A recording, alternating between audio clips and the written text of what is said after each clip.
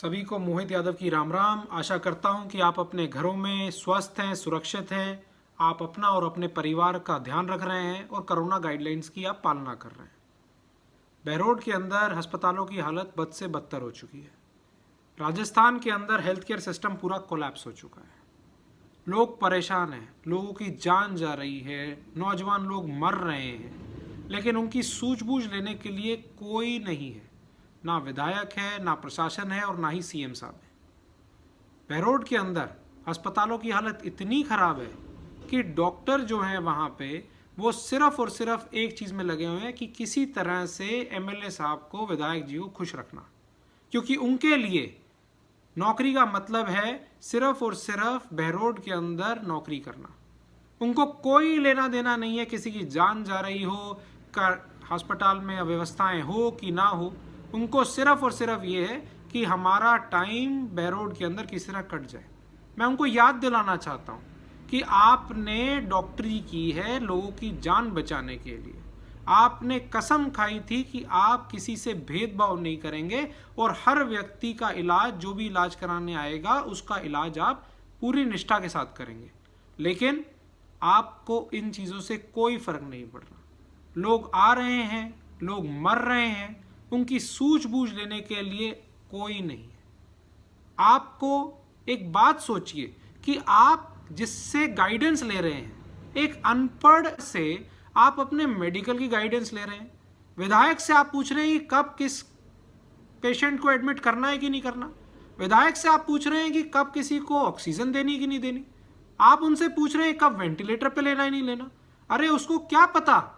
ये तो आपको पता होना चाहिए कि इस पेशेंट को किस चीज़ की ज़रूरत है, इस पेशेंट को कितनी इमरजेंसी है। अगर आदमी की ऑक्सीजन लेवल 57 है, 60 है, 70 है, आप क्या इस बात का इंतज़ार करते रहेंगे कि हमारे पास फ़ोन आएगा तब हम उसको एडमिशन देंगे। ये केस हो चुका है। रोज़ाना इतने लोगों के फ़ोन आ रहे हैं कि हमारा अस्पताल में एडमिशन नहीं हो रहा क्योंकि हमें फ़ोन कराने के लिए कहा जा रहा है कि विधायक फ़ोन करेगा तभी उसका एडमिशन होगा, विधायक फ़ोन करेगा तभी उसको ऑक्सीजन मिलेगी, विधायक फ़ोन करेगा तभी उसको वेंटिलेटर पर लिया जाएगा।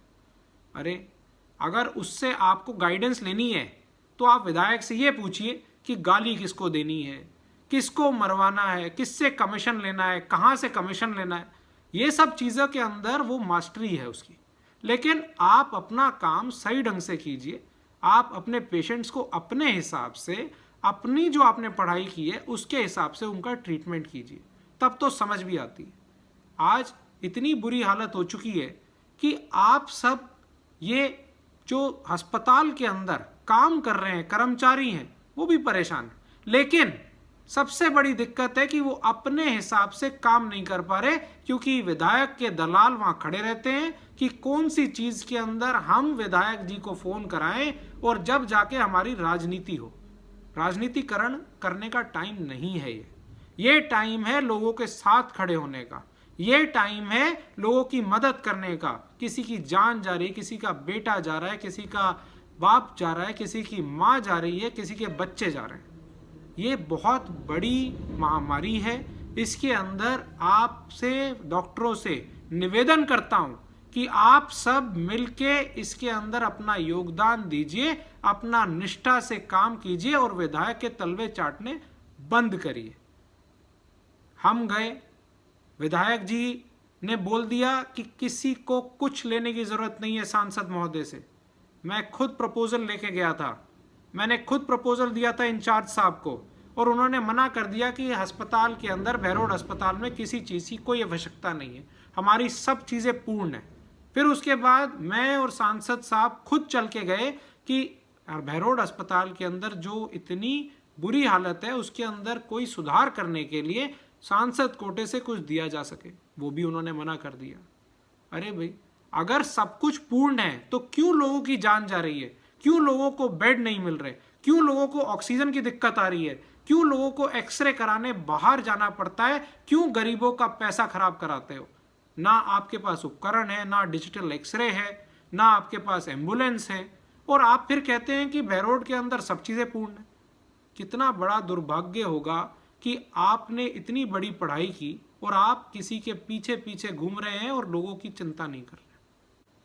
कलेक्टर को खुद बहरोड आना पड़ा, सीएमएचओ को खुद बहरोड आना पड़ा व्यवस्था संभालने के लिए। हमने खुद ने उनसे निवेदन किया कि आप बहरोड को आके संभालिए, क्योंकि बहरोड के अंदर लोग मरते जा रहे हैं, बहरोड के अंदर कोई व्यवस्था नहीं है। और इतनी बुरी लताड़ इंचार्ज को पड़ी है, अगर उसके अंदर थोड़ी सी भी शर्म होगी तो उनको अपना काम सही तरह से स्टार्ट कर देना चाहिए, जिसके लिए उनको यहाँ पे बहरोड का इंचार्ज बनाया गया है। कोविड से लोग परेशान हैं, व्यवस्थाओं से लोग परेशान हैं, और उसके ऊपर इलाज ना होना और किसी को बोल दिया जाना कि आप प्राइवेट अस्पताल में चले जाओ, लाखों रुपया फूंक दो। एक गरीब आदमी अपनी जान दे सकता है, लेकिन उसके पास पैसा देने के लिए नहीं है।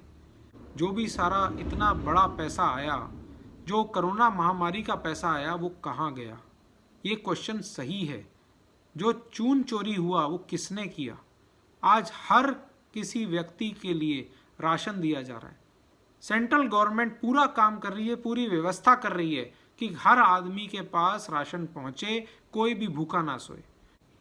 कई भामाशाहों से बात हुई, बहरोड के कई सारे भामाशाहों से बात हुई, लेकिन कोई भी भामाशाह बहरोड के अंदर कुछ करने का तैयार नहीं है। वो बोलते हैं कि अलवर जिले में कहीं पे भी हमसे काम करा लो, कहीं से भी हमसे पैसा ले लो, कहीं से भी हमें कोई भी व्यवस्था करा लो, लेकिन बहरोड में हम नहीं कर सकते, क्योंकि हमने पिछले कोरोना काल के अंदर बहरोड में जो काम किया उसका रिजल्ट ये आया कि सारा का सारा पैसा गमन कर लिया गया, लोगों को कोई लाभ नहीं पहुंचा।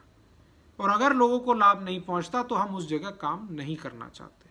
ये बड़े शर्म की बात है कि यहाँ पे ऐसे विधायक हैं, ऐसे लोग हैं उनके साथ जुड़े हुए, जो कि सिर्फ और सिर्फ कमीशन खाना जानते हैं, अपनी व्यवस्थाओं में लगे रहते हैं, लेकिन लोगों की भलाई नहीं करते। मैं गहलोत साहब से भी, सीएम साहब से भी ये निवेदन करना चाहता हूं कि अभी भी मौका है, हजारों लोगों की आप जान बचा सकते हो। आपको प्रशासन को टाइट करना चाहिए, आपको प्रशासन को बोल देना चाहिए कि निर्दलीय विधायकों के पीछे आगे पीछे ना भागे, और जो लोगों के लिए सही हो वो करना चाहिए। आप बहरोड को बचा सकते हो। यहाँ पे लोगों की जान जा रही है, महामारी के अंदर लोगों के साथ बुरा हो रहा है, पहले ही दुखी है वो, और उसके ऊपर पे बहरोड के विधायक ने जो तांडव कर रखा है उसको आपको रोकना पड़ेगा। लोगों को मैं अपनी तरफ से ये बोलना चाहता हूँ कि जहाँ पे भी आपको मेरा उपयोग दिखे, जहाँ पे भी आप कहें कि मोहित आप इस चीज़ में मेरी मदद करो, मैं आपके साथ हमेशा खड़ा हूँ। आपके सुख में, आपके दुख में, आप जहाँ मेरे को याद करेंगे वहाँ आप मेरे को पाएंगे।